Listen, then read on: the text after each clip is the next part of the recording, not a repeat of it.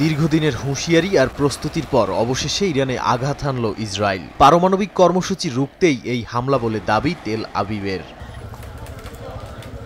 শুক্রবার স্থানীয় সময় ভোররাতে শুরু হয় ইসরায়েলি সামরিক বাহিনীর অভিযান রাইজিং লায়ন। কয়েক দফায় বিমান হামলায় কেঁপে ওঠে ইরানের রাজধানী তেহরান সহ পারমাণবিক স্থাপনাগুলো। লক্ষ্যবস্তু ছিল Tehran, Tabriz, Isfahan, Hamedan, Ahvaz, Khorramabad, Kermanshah, Qasre Shirin, Natanz ও ফোর্ডোর পারমাণবিক সমৃদ্ধকরণ কেন্দ্র, ব্যালিস্টিক ক্ষেপণাস্ত্র কারখানা এবং সামরিক ঘাঁটি।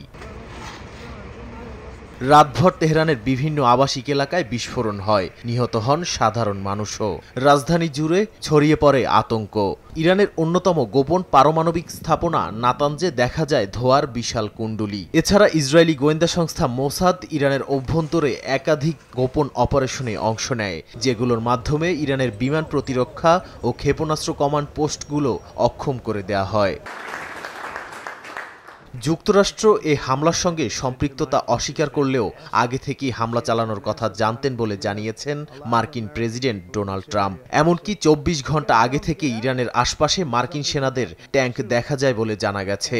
এদিকে ইসরায়েলি প্রধানমন্ত্রী বলেছেন ১৫টি পারমাণবিক বোমা তৈরির মতো ইউরেনিয়াম সমৃদ্ধ করেছে ইরান, আর ৬ বছরের মধ্যে তারা ২০,০০০ ক্ষেপণাস্ত্র তৈরি করতে চায়, প্রতিটির পাল্লা ইসরায়েল পর্যন্ত পৌঁছাতে সক্ষম। তাই এখনই পদক্ষেপ না নিলে ইসরায়েলের অস্তিত্ব থাকবে না বলেও জানান নেতানিয়াহু।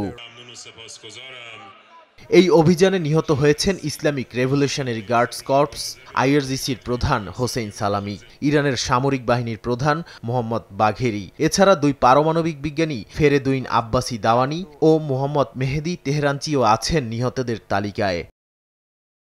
নাদিম মারজান, সময় সংবাদ।